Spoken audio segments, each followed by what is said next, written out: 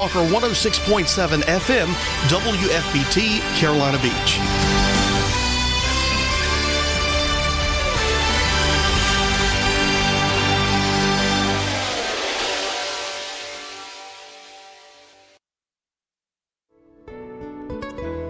The information on this program is intended to share the experiences others have had in battling addiction and to let you know there is hope to recover, no matter how bad things may seem. Please do not change any program you are on, especially if under medical supervision, without the approval of your doctor, counselor, or other professional treatment.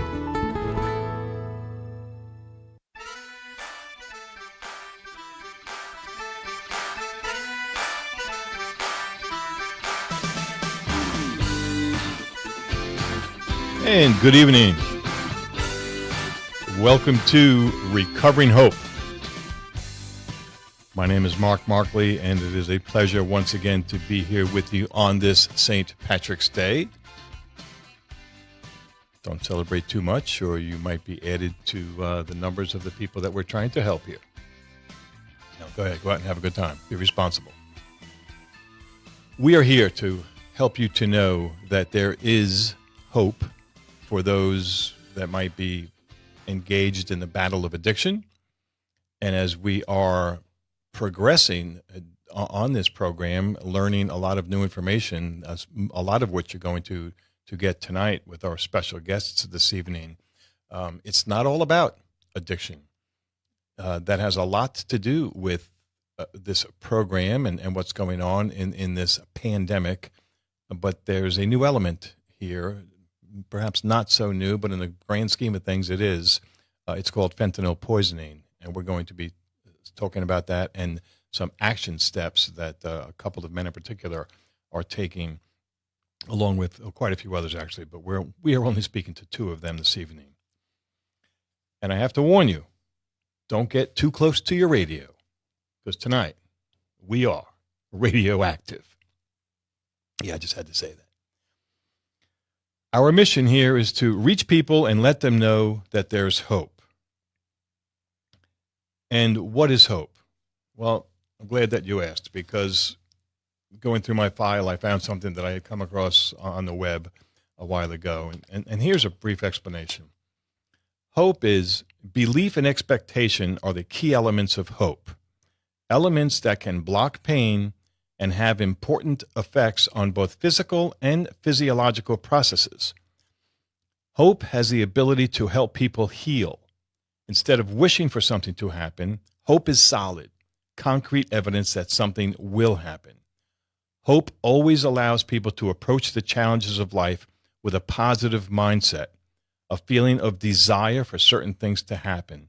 Hope keeps people going.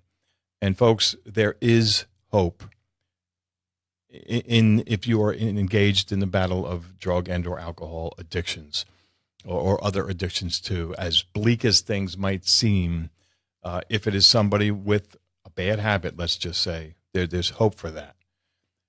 And for the plethora of people that have lost a loved one, whether it's to addiction or an overdose, fentanyl poisoning, the hope that they bring to the table is amazing, because of the action that they have taken and are continuing to take to keep others from suffering the same consequences. And what is hope according to the Bible? Here's a verse I came across, again, doing some prep this morning, out of Romans chapter 5. And not only this, but we also celebrate in our tribulations, knowing that tribulation brings about perseverance, and perseverance proven character, and proven character hope. And hope does not disappoint, because the love of God has been poured out within our hearts through the Holy Spirit who was given to us. And it's so important, to have hope. And the ladies and gentlemen that we have the pleasure and the honor to interview from time to time here on this program, so many have stories of hope, action that you can take, things that can be done. If you have questions or comments, or you would like to look at some of the resources that are available both locally, regionally, and nationally, please go to recoveringhope.org. You can also email me through that website, and we would love to, if we can help you in any way, please don't hesitate. Make that take that first step. I have something here that this one woman in particular that I discovered off of Facebook. Her name is Rosano. I'm sorry, that's her last name. Laura Lee Rosano. And I have I want to share something with her, and I will probably do so regularly. She brings a lot of wisdom to this pandemic. She said, recently I've read comments saying I shouldn't use the word addict and enabler. I won't do that, and here's why. Throughout my addiction, I told myself I wasn't an addict. I looked for nicer, softer words to rationalize my harmful behavior. I'm not unique or unusual. If you attend a 12-step meeting, you'll hear hundreds of stories just like mine. We tell ourselves we're not addicted. The alcoholic says, at least I don't use dope. The cocaine user says, at least I don't smoke meth. The meth user says, at least I don't shoot dope. Addiction lies to us in the saddest voice of all, our own. I spent a decade telling myself I wasn't an addict. During that time, I lost my kids, home, partner, and myself.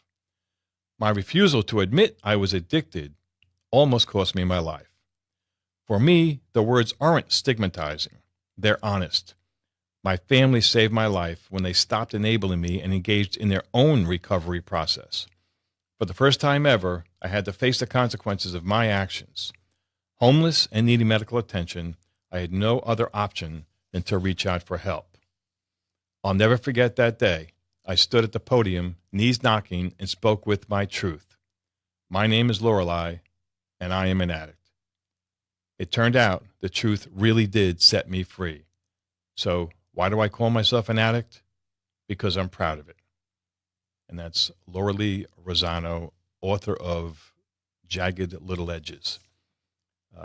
It's a very good, interesting read if you are interested in getting that. And coming up tonight, folks, we have a couple of special guests, Michael Gray and Matt Capelouto. These are a couple of men, sadly, that have both lost a daughter to fentanyl poisoning. And not only will we hear their stories, but we're also going to hear some actions that they are taking. And that's one of the things that I like to impress upon, or not to emphasize here, is I'm not just doing this to pass time, to interview people. Okay, next. I like to see actions taken, and these gentlemen are taking some substantial action that can make a large impact on the lives that may be saved as a result of what they're doing.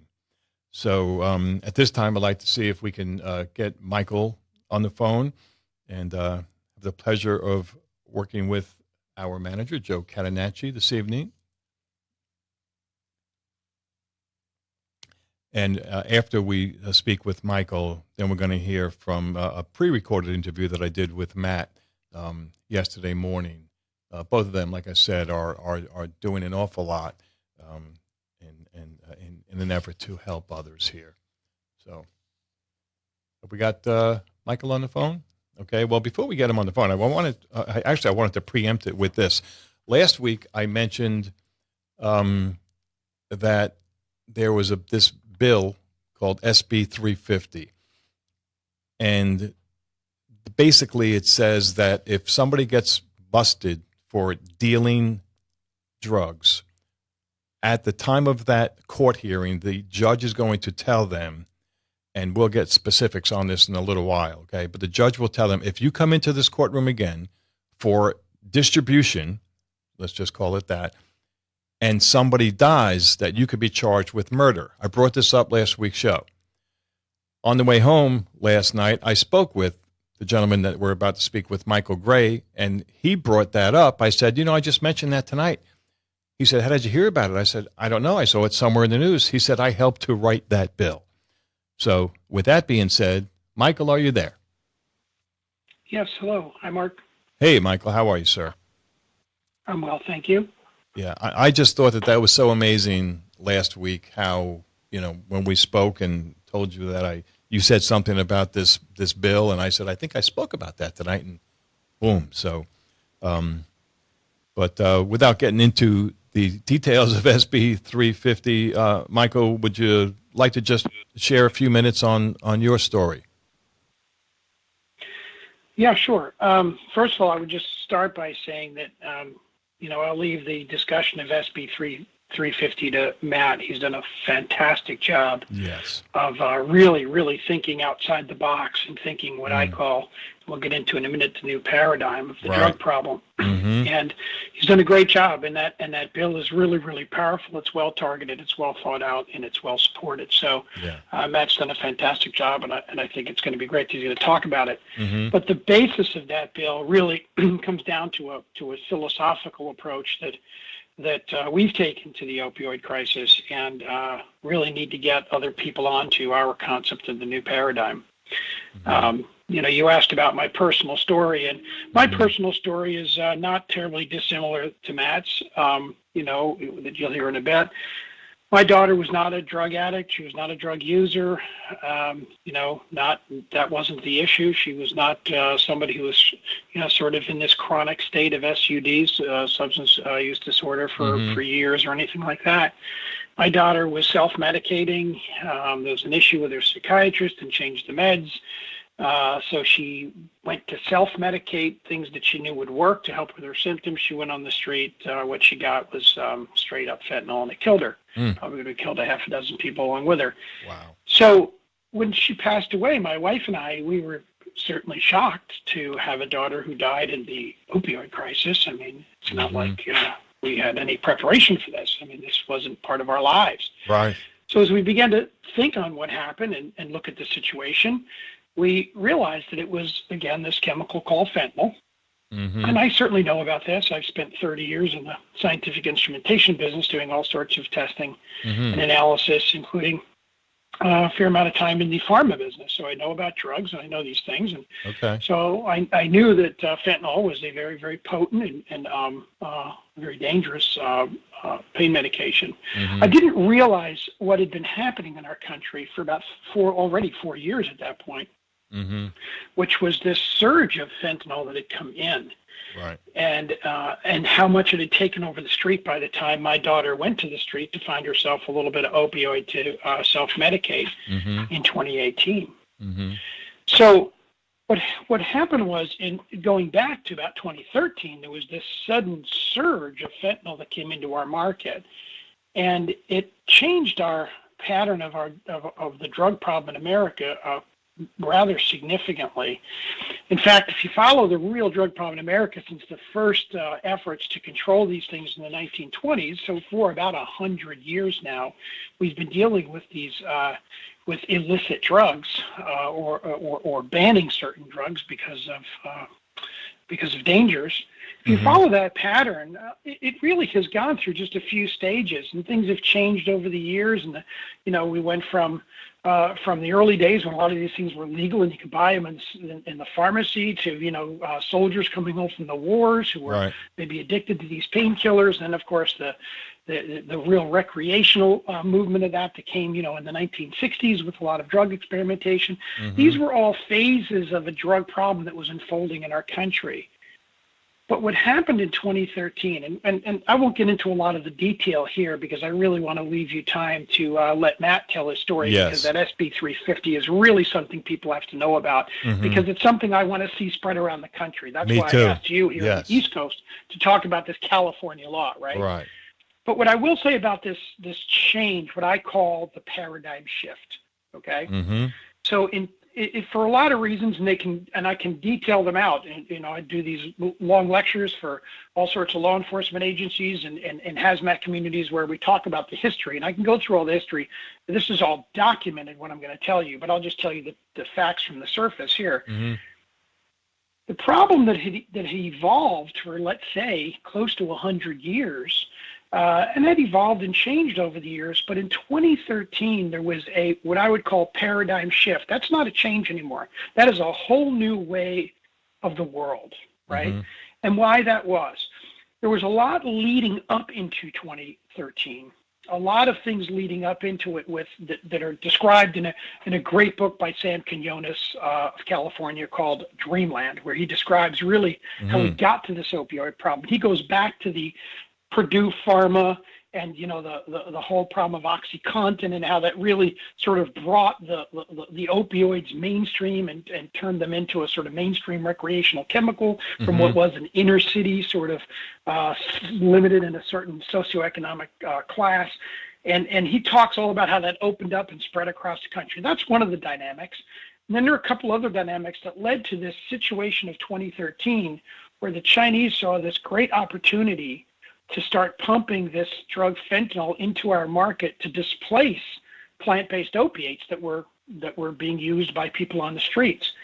From a business perspective, this was ingenious. If fentanyl is from every measure of a business of drug dealing, fentanyl is a vastly superior product to plant-based opiates. It's much more powerful. You can ship it around a lot easier. It's just a lot easier to work with. The problem is he's got this super potency. 100, and depending on the analog, can be thousands of times more potent than that natural morphine that heroin is. And so that's what makes it so poisonous and deadly. So when this stuff started coming into our country in mass volumes in 2013, and again, one of the things I can go through in detail in my talks is the business dynamic and how obvious it was that this fentanyl was just going to push heroin right out of the market and crush it. And it largely has. We're well on the way to that now. The problem is, as it rolled in, it started to expand the death problem from drugs from sort of a linear problem into a more geometric problem. And what I mean by that, or more of a three-dimensional problem. And what I mean by that is there was sort of one way to die from heroin. You fooled with the drug, you fooled with it for too long, you got yourself into an addiction on it, and then you couldn't get out. And then you sort of went through this process that on average took 8 or 10 years of relapse and recovery. Some of those recoveries could be very long, and then you would relapse. And you would go through that process, and after 8 or 10 years, your body was giving out, you were beaten up from all the drugs, and one day, you just took too much because you really wanted to get that high, or you just died from one of the diseases that you got from that sort of tough life that you just lived for 8 or 10 years. It was sort of a linear progression from the first uses into these very predictable steps toward ultimately overdose death, okay? And that word overdose is key. In those days, in the old paradigm, that's how people died. Well, once fentanyl came in, and it came in very suddenly in 2013 and began really taking over. And by now it's everywhere and it's in everything. So what fentanyl was starting to do now, it was starting to grab other populations that didn't die before. So think for a moment about the kid who spent the summer before college just running with the rough crowd and did some drugs, there are different kinds of drugs, tried some different things and tried some opioid. And then September came, off to college, left that behind. Or the kid who went to college, found a bad crowd around the campus, and for that first semester went and partied his brains out or her brains out, and, went home for a bad Christmas with mom and dad, but buckled down in the second semester, right? This happened all the time. And the kid either went off to college in September, or the other kid had their bad first semester, they came back for a good semester. Those kids are being killed now, instantly. They don't live through this. Or take the new rash of sports deaths, with Tyler Skaggs. And Malik Noshi and Jared Rome. Jared Rome is a guy with a 3-time Olympian, or 2-time Olympian, national champion, discus thrower, 6'1", 320. Had a sore shoulder from lifting. Somebody offered him a Percocet pill. But now with this fentanyl going everywhere, it's found its way into these pills. What he thought was a simple Percocet pill, which had been traded in training rooms for decades to no real damage, he was killed instantly. Tyler Skaggs of the California Angel, Malik Noshi of the University of Arizona, same thing. Okay, so what's happening here is this fentanyl is moving into different populations, and it's sort of aggressively, spreading itself out and killing new populations that didn't die before, including the self-medicating mentally ill, which is what my daughter was, and ultimately Alex was too. You'll hear from in a moment. And so I kind of said it once in a recent podcast I was doing. If people can remember, people my age can remember the movie from 1958, The Blob. Yes. Fentanyl turned this linear killing opioid crisis, and it became like a catalyst to make it just swell like the blob and move in three dimensions, and just kill everywhere it went. Yeah. And that's what I call the new paradigm. So why is that so significant? Well, number one, it's what's causing all the increased death. All this increased death that everybody's panicking about. Yep. All of that increase are these kids. Who true one and dones, kids who never took a pill before. We've got a guy in our group, and we have our not-for-profit that Matt and I are both a part of, that we call the Fentanyl Awareness Coalition. Yes. And we've got about 30 affiliates around the country that work with us. And all these affiliates share the same story, and it's fentanyl. Right. And it's fentanyl's new ability to kill populations that existed in the old paradigm but didn't die. Right? They did their using and they moved on. And some portion of them used for too long and got addicted and got into that stream of trouble. But most of them moved on. They can't move on now because they get killed the first, second, third time they try. Yeah. Okay? And this is the new paradigm of the drug problem. So what does that mean to us in trying to find solutions? Well, you can't go to the old solutions because one of the things we did right has now become, in some sense, the worst enemy of the new paradigm, which is we went from the war on drugs, which really didn't do anything very helpful, and we moved to the treatment model, right? Instead of locking all these people up in jail, let's give them treatment. Let's get them off the drugs. Let's get them clean. Great. That was a wonderful thing to do. I don't know a single narco cop in the country, and I know I've met thousands at this point. I don't know a single one that doesn't believe in the phrase, we can't arrest a way out of this problem. It's great. That's We've right. evolved. It's wonderful. Yep. But here's the problem. What is treatment going to do for my daughter, Alex? Nothing. Right. What is treatment going to do for our other partner, Eddie Kobilis, who, as far as we know, it was the first time his kid ever tried a drug. Somebody gave him he was a little tense about something one night. Somebody gave him a Xanax to just kind of get calm and be cool, and he died. Wow. Hey, Jared Rome took a single Percocet pill. What were treatment programs going to do for those people? What is methadone going to do for those people? Nothing. That's right. Now, I love treatment and I love methadone and I love all those old paradigm solutions because the old paradigm is still out there and people are still getting addicted to this stuff and ruining their lives and killing themselves. We need to interrupt that process and give these people treatment. But the whole time there's this swelling drug death problem that is made up of all of this new paradigm death that we have yet to lift a finger to solve. Right. Because we have yet to even recognize the problem in any broad scale. We still fight with the word overdose. So you'll hear this word from our members all the time, Mark. Yeah. We talk about overdose. My daughter didn't overdose because to overdose, you have to tell me what she overdosed on. My daughter thought she was taking a chemical called diacetylmorphine, when in fact what she was taking was fentanyl citrate. How can you properly dose? It's not. That's not overdosing. That's a poisoning by a bait and switch. Exactly.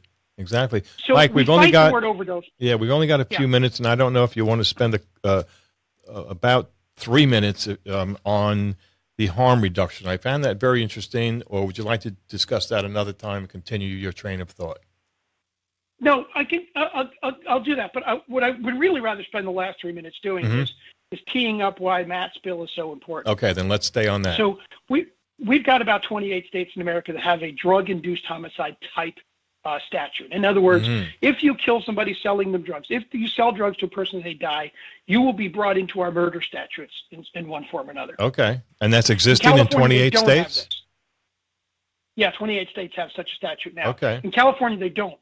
Okay. Right. And so when Matt and I began talking, in his process of research, he unearthed this Watson rule, which was for the drunk driving, which said, and here they share the same problem. Let me tee it up this way. They share the same problem. What we struggle against, trying to get people to see that in the new paradigm, selling drugs is actually killing someone because you know what you're doing. You know you're going to kill them. It's fentanyl and everything. Right. Okay. It's not like the old paradigm where the drug dealer always had the defense. Hey, I sold something that if you took 2 bags, you'd be okay. If you took 5, it's on you. Yeah. You may not agree with that defense, but it was rational. That's right. Okay. In the new paradigm, that defense doesn't exist. You know it's fentanyl, and you know that 1 out of every 20 bags is going to kill the person who takes it. Okay? So we've got to come to these new laws. And Matt found a beautiful one. It shared a history with drunk driving. What was wrong in drunk driving? Kids were being killed, but it was your kooky uncle, right? And it was that high school cheerleader. They weren't criminals, but they killed somebody. Yeah. And now we're talking in the drug crisis. It's the kid next door just trying to feed his own habit. Yeah, he's a little lost. He's a troubled kid. He's not a murderer. In both cases, what the Watson law did was say, you know what? You may not be a murderer, but what you're doing is murderous. So we caught you doing it. And if you do it again and kill somebody, we're going to call you a murderer. Right. And that's what Matt took that into his SB350. And we've actually gotten a letter of support from Candy Lightner, the founder of MAD, because she saw the connection there. Yeah, good. And I've done most of my, and I got to give a shout out to her. I followed so much of what Candy Lightner has done, arguably the greatest advocate in the history of advocacy. And I've tried to model a lot of what I do after her. And now she's come on, and now our bill is following into what she did. We're following right in her footsteps to try to bring new thinking like she did. When she came into the drunk driving problem in 1980, it was a rite of passage. It was a fun thing to do. Nobody cared. She turned it into a real felony crime. And we're trying to say the same thing about the new paradigm. This isn't recreational drugs, and the dealer isn't selling to somebody who can take care of themselves and just take the right amount. This is a murderous process imposed upon us by a foreign government, worked out through these drug gangs and sold on the street by people who know they're going to kill. And that has to be put on the table and understood. And Matt's law is a perfect place to begin. Very good. Well, Mike, thank you so much for your time, for all you have done and continue to do. And this will certainly not be the last time that we speak on or off the air, I'm sure, because there's so much more to cover. I wanted to talk about your neck injury, how you were given these medications, but the doctor explained to you what to do and what not to do, and you did it, and you were fine. There's so much, but sadly we don't have enough time. I thought my interview with Matt was only 18 minutes. Joe just told me it was more like 27, so I have to leave time for that. Good. I'm glad you have time. Contact information for you if somebody would like to touch base with you one way or the other. Would you like to give that out, or just your Facebook page, or whatever you want to do? Yes. Our own foundation is called the Actus Foundation, ACTUS, Actus Foundation, and you can find us at actus.org. Okay. And my email is simply mgray, M-G-R-A-Y, my name, at actus.org. And people can reach me there. They can see our website where they can see some of that information. Excellent. And again, I'd love to come back and we can sit back and really go through the details of this paradigm. I think people will find it fascinating. But today, right now, I think Matt's law goes up into committee next week. So it's a great time to talk about this. Very timely. Michael, thanks again, my friend. Appreciate it. Thank you, Mark. You're welcome. My brother. Take care. You too. Bye-bye. And when we come back, we're going to hear about SB 350 in some detail and my new friend, Matt Capelouto. We'll be right back.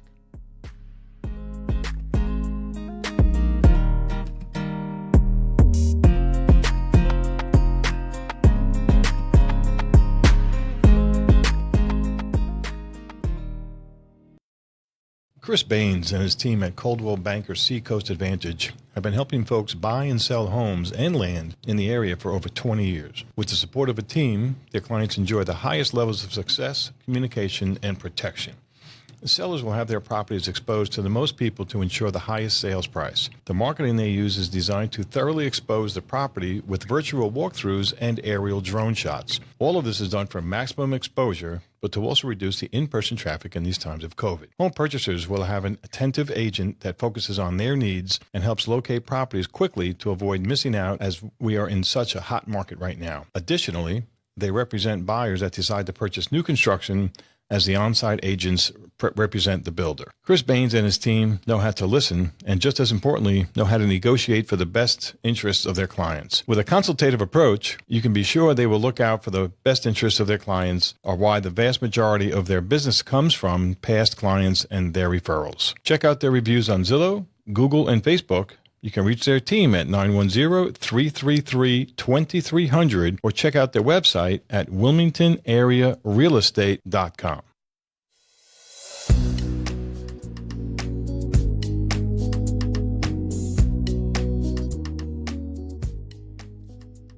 And welcome back to Recovering Hope. My name is Mark Marcley, and joining me now on the air from all the way in California is Matt Capelouto. Good evening, Matt. How are you, sir? Hi there, Mark. Fine, thank you. Thanks for having me on today. Sure, and I really appreciate you taking the time to share what you have been through. Many things, of course, that you absolutely wish that you didn't have to do. Give us some background on yourself and your daughter, Matt, if you would. Sure. As far as myself, I'll keep that short. Just normal family guy, I guess you could say at this point. Small business owner here in Southern California, and live in a small to mid-sized town called Temecula, and great place to raise a family, and have wife and 4 daughters, and those daughters happens to be in heaven now. But that leads us to our conversation today. Yes. My daughter Alex, she growing up, she was, a smart kid. She was certainly very witty, great sense of humor. But my daughter also suffered from depression. She was diagnosed with what was termed massive depressive disorder or depression disorder in her early teenage years.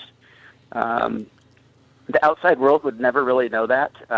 We kept her in a lot of extracurricular activities. She played sports. Her grades were always good.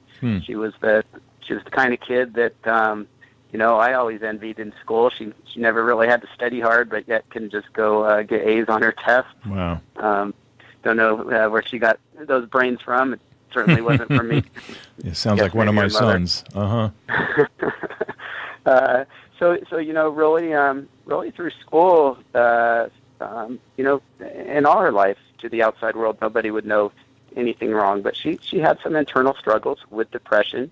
That led to anxiety, depression, anxiety, and insomnia. In her mid-teenage years, she really had problems sleeping and so forth. But she got through it all, and her good grades got her on an academic scholarship to Arizona State University. Wow. She was doing well there, and for the most part, I thought maybe she was even, kind of really, really outgrowing the depression, if that is even possible.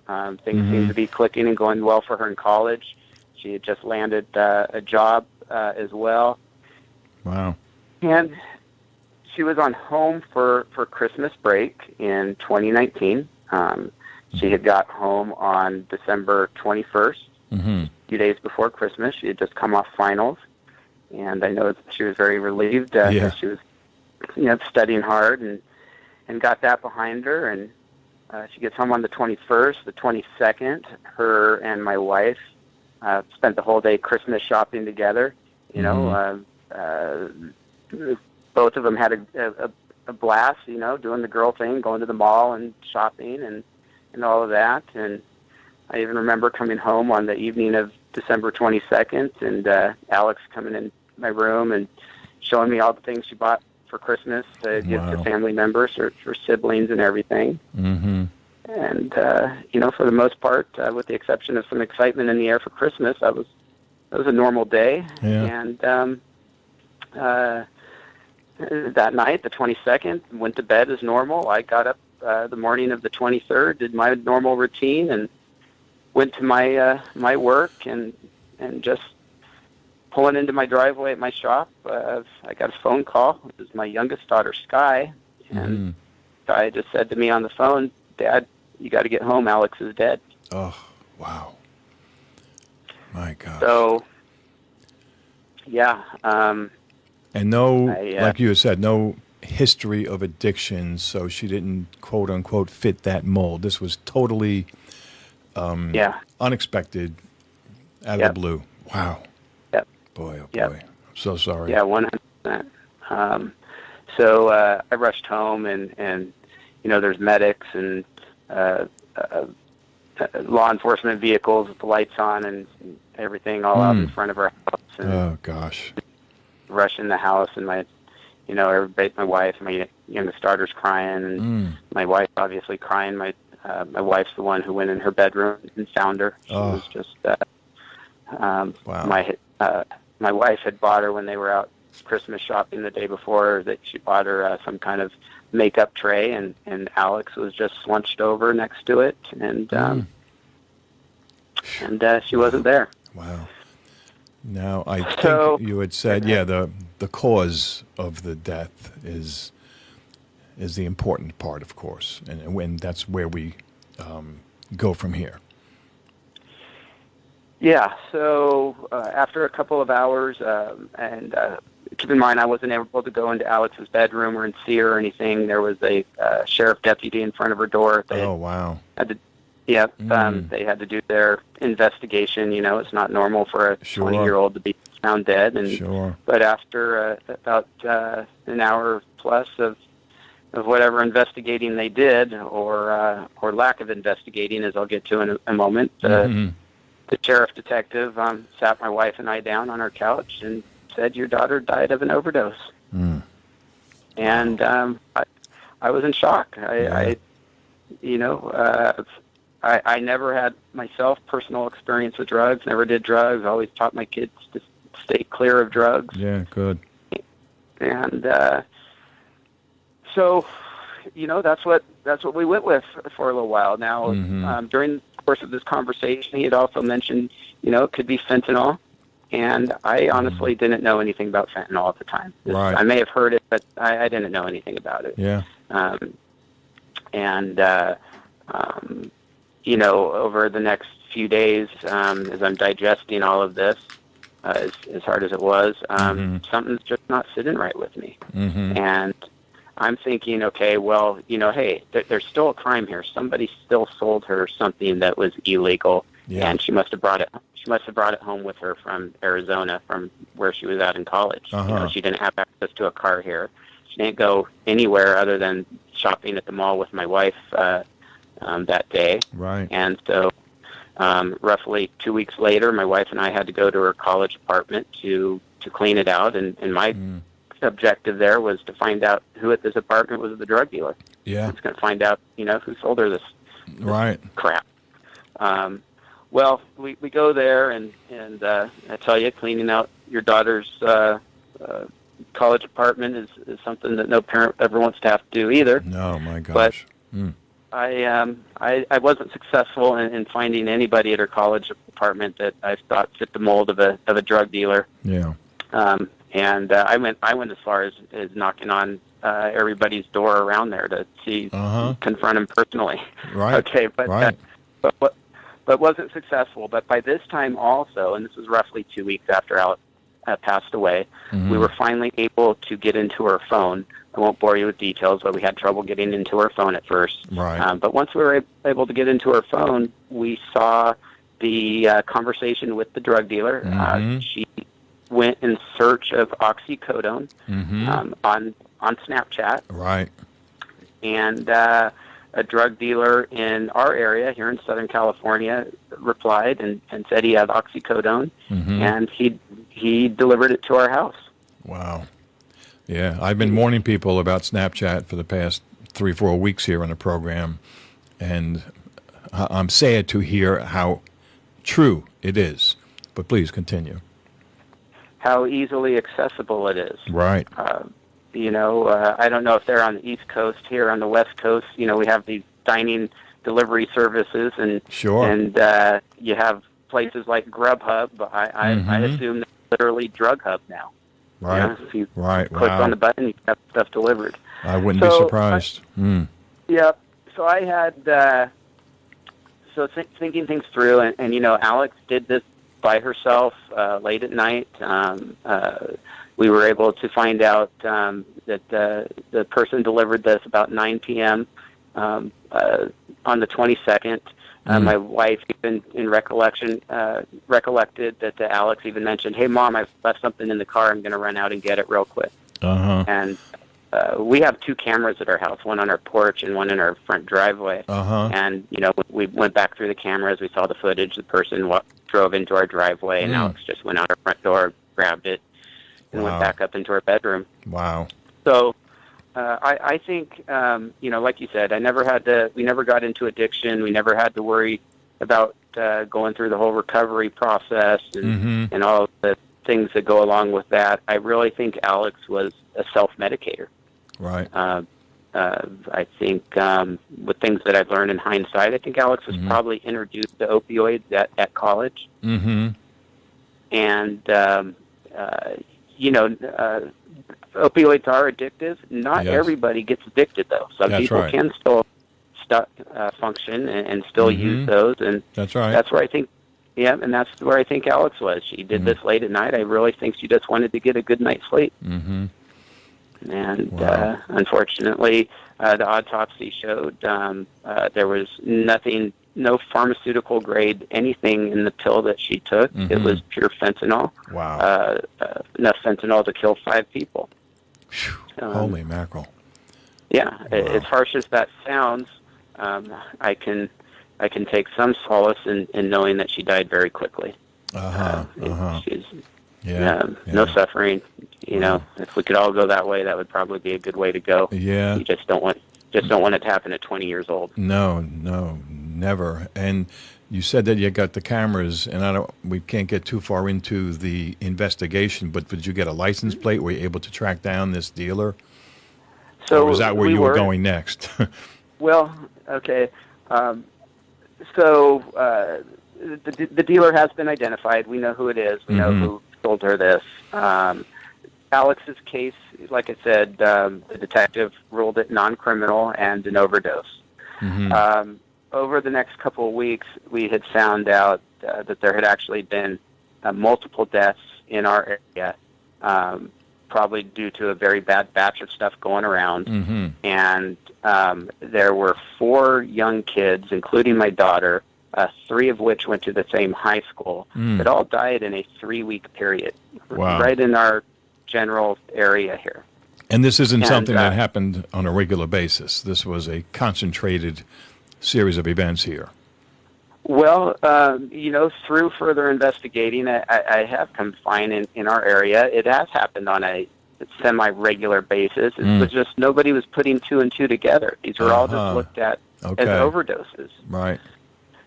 So what had happened was another young person who died that went to my daughter's same high school, a mutual friend introduced his mom to my wife. And through doing some comparison, we found the same drug dealer on both of their phones. So at this point, I called the police. I called the sheriff's department back. Yeah. And I said, look, there's been multiple deaths.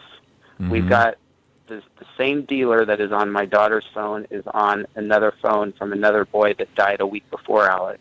There's something wrong here. You guys need to do something. Right. So the detective came back. He explained that cases like this are very difficult because of our watered-down laws here in California. It was going to be very difficult for them to get these guys on any high charges, other than potentially drug dealing, drug sales, which is a slap on the wrist here in California. Right. And I started becoming fairly active. I decided to be a squeaky wheel, not in a bad way, but just raising awareness and bringing attention to this. I went and spoke in front of our city council. This was just a few weeks after Alex died. I pointed out that something is wrong here. Temecula is they touted as one of the safest cities in the nation, and I brought up the fact that obviously not. We've got drug dealers that are killing a lot of people. Yeah. So that attention that brought attention to things, and through that I was able to meet with our head district attorney. I coordinated with our head sheriff in Riverside County, and we got our daughter's case to be investigated criminally, but the likelihood of my daughter's drug dealer facing serious charges here in California is unlikely because we don't have good laws, and that led to SB30, where we are today, introducing legislation in California that will give prosecutors a necessary tool to hold these drug dealers accountable. Now, is that SB 30 or 350, Matt? Pardon me. That must be grief brain. SB 350. Yeah, that's okay. That's why I take notes. Okay, yes, and please, let's get into some of the nuts and bolts of SB 350, because this is where this whole interview is going, and thanks to what Matt is doing here, making an effort to change the law, and I believe this was along with our mutual friend Michael. I think he was involved in that, or is this all you're doing? Well, Michael Gray is certainly, I can say, has been my mentor and a big influence in direction that I've gone. So I can understand Michael that. Gray certainly it has been helpful in this process. Good. No doubt about that. Good. Okay, so tell us about SB 350. Well, let me start by talking about California and other states. This applies in other states as well. Mm-hmm. In order to charge a drug dealer with murder in California, you have to prove that the drug dealer had specific knowledge that he knew what he was doing was harmful to human life. Okay. And proving that specific knowledge is challenging. Yes. Inherently, we all know dealing drugs is dangerous. Right.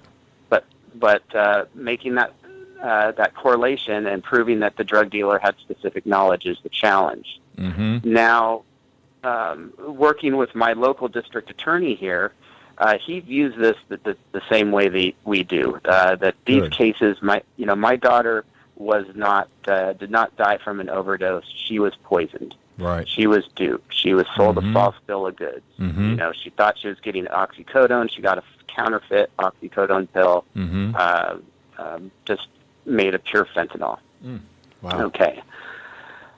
So with that said, our district attorney, just a matter of a few weeks ago, actually, for the first time in Riverside County history, charged a drug dealer with murder. Mm-hmm. And he did it on this premise in that case. And we don't have the same evidence in my daughter's case. Okay. In this murder charge that he brought against a drug dealer here, a drug dealer sold to two friends, a 16-year-old and an 18-year-old. Mm-hmm. The 16-year-old lived, but the 18-year-old died, again, counterfeit pills. Mm-hmm. Once they were able to identify the drug dealer in this case, they started investigating him. They found out the household that he lived in had 6 overdoses. Wow. In a 2-year or so period prior to him selling to these two individuals, where one died. Uh-huh. And of these 6 overdoses, one of them died in his house. This was his roommate. Okay. Okay, and he died of the exact same thing. Mm-hmm. So it'll be very interesting to see how this bears out in court. Hopefully, there's not a plea bargain. I look forward to this going to trial and following it. Yeah. But the DA's premise is, hey, this guy obviously knew that this was dangerous behavior. Right. There's been 6 overdoses at his house and 1 death from the same exact thing. Mm-hmm. All right? It's going to be hard for this guy to say he didn't have knowledge that this was dangerous. Mm. So in my daughter's case, we aren't so lucky. The drug dealer, although he's been identified, he admits to selling to my daughter. We can't prove that he had that specific knowledge that Right. the pills that he had were harmful to human life. Mm-hmm. SB 350, the way it works is if a drug dealer is arrested for distribution or selling illicit drugs, Mm-hmm. they're going to be given an advisory statement. Right. And the advisory statement basically says what you're doing is harmful to human life. Mm-hmm. And if you continue to sell and somebody dies, we are going to hold you accountable and you can be charged with murder. Bingo. This advisory statement is that specific knowledge. The correct term here is implied malice. Okay. It provides DAs and prosecutors and law enforcement Mm-hmm. with the the evidence of implied malice, that this drug dealer had specific knowledge that they knew what they were doing was dangerous, yet they ignored that warning, and they went ahead and did it anyways. Right. Now they can be charged with murder. Wow. Yeah. And the just to back up a little bit, the person who sold, I was going to call him a gentleman, the person who sold your daughter this fentanyl admitted to it. Was he arrested? Was there any charges against him? No. Or was that the slap on the wrist you referred to? Well, he hasn't been arrested at this point. The case is still open. The original detective that was handling the case, the reason that was given to me that he didn't arrest him on that point was because he would only be able to charge him with distribution or sales. Right. And if he had done that at that point, they couldn't. He said that they couldn't come back at him with higher charges. So, understanding that the way that the law worked, the detective wanted to see if he could get to that point of implied malice, which is very challenging, which is very difficult to do, and is a long shot. Okay. And thus far has not been able to get to that point. Okay. But because I was that squeaky wheel, and I wasn't going to let this rest, they're not giving up. They're not giving up now either. Right. So. Right. Okay. So SB 350 right now, this is a bill that is going to be introduced to the Senate. Is that how it works, Matt? Give us a little bit of the next steps here. Yep. So it's an official bill that's been brought forward. It goes to our Public Safety Committee on March 23rd. This committee consists of 5 members. This committee holds the cards in their hand at the get-go here. It is a process to get a law passed in California. If the committee passes it out of committee, meaning we have to have 3 of those committee members agree to vote yes on it, it will pass out of committee. It then goes to the full Senate. In California, we have 40 state senators. In the coming, it would be voted on by the Senate. It takes a simple majority, so 21 of those 40 senators would have to vote yes on it. Okay. If it passes out of the Senate, it goes to our assembly. There are 80-some-odd assembly members. Again, it would be debated and argued there and then voted on. If the majority of the assembly votes yes on it, then it would go to our governor for signing. Wow. So this is a marathon. And we're just in the it beginning sure stage. is. It sure is. Boy, I tell you, it's amazing, Matt. And in your case, tragically, you've lost a daughter. But I like to end up these interviews by saying, okay, we just heard a very tragic story, but what is the hope? I think that we can see that the hope in this is to drastically reduce this from ever happening again. Would you see? Absolutely. Okay, I was going to say, what is your perspective of that, and what is the hope that you see? Well, one of the things I want to touch on is we have the same type of legislation in California already for driving under the influence of alcohol, right, or any substance these days. And this legislation has already proven effective.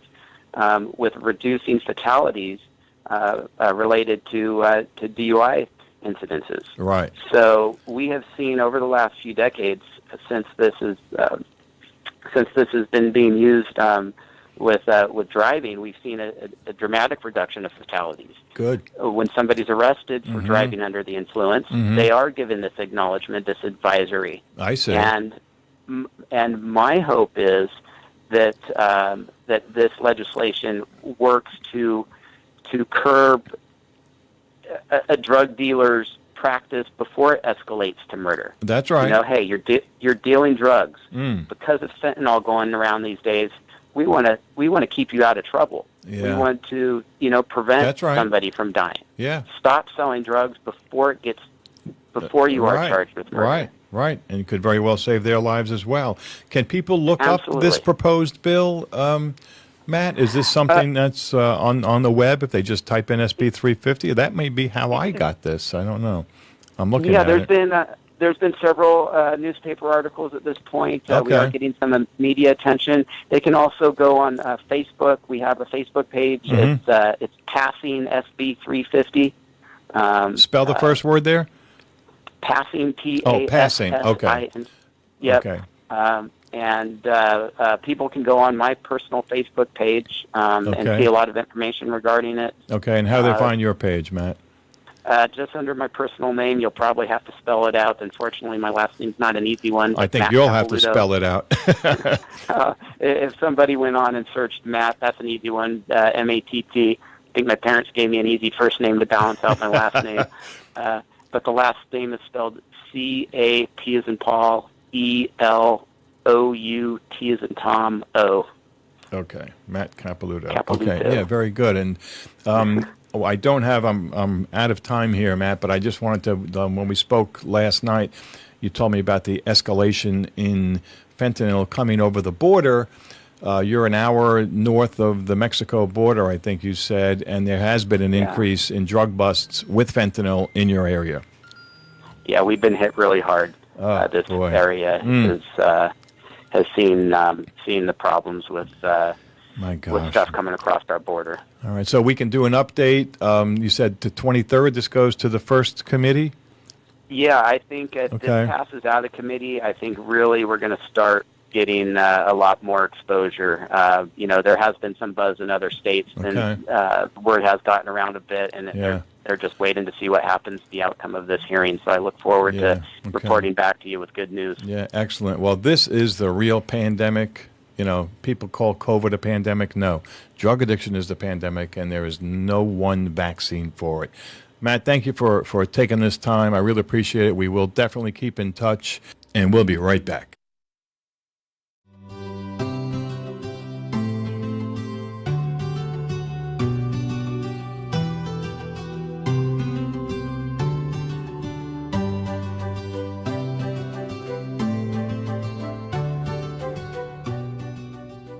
And welcome back to Recovering Hope.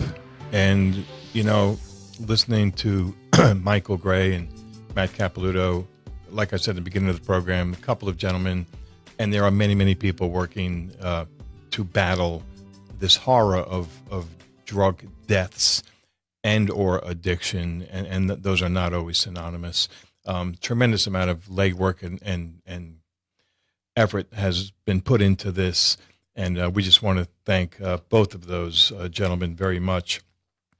You can reach Mike. He has his website. I think I wrote it down here as he gave it out before. Must be on a different page, so sorry, Michael. But you can reach Matt. He says a Facebook page, Passing SB350. That should be on Facebook. Or you can look him up, Matt Capelouto, Capelouto. And last week we had the pleasure of speaking with Josh Stein, the Attorney General of North Carolina.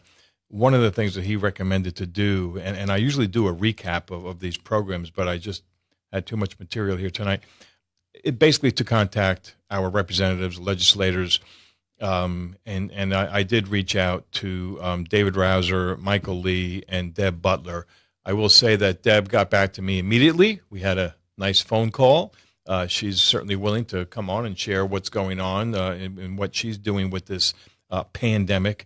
And I just got an email today from David Rouser's office, and I found this statistic amazing, yet very sad. It's no secret that the opioid crisis is a scourge in our communities and hitting southeastern North Carolina. This state has seen an 884% increase in opioid abuse over the span of 5 years. 884%. Is this a pandemic? Is this a problem? I've said this before. I'll say it again. I think if you're not part of the solution, you're part of the problem. Let's get things done. Nobody's going to, well, not everybody's going to go to the efforts of people like Matt and Michael and Virginia and Ed and Dan, and there are way too many to even mention, sadly. And I don't take these tragedies that these people have experienced as a mere statistic. I kind of take it personally because I'm here to do my best to minimize those tragedies, to help bring the realization that there's hope and there are resources for people if you even vaguely suspect that whether it's a son, daughter, mother, father, I don't care who it is, are dabbling in dangerous drugs or extreme consumption of alcohol. Please make that call. Do something. You can reach me. My email is mark@recoveringhope.org. My mobile number is 231, area code 910-231-6020, 231-6020. Text, call. If I can help, please don't hesitate. Thank you very much. Oh, and by the way, next week we have Art Kleinschmidt, the former deputy director of the Office of Drug Policy under President Trump. Going to be a very good interview. Don't miss it.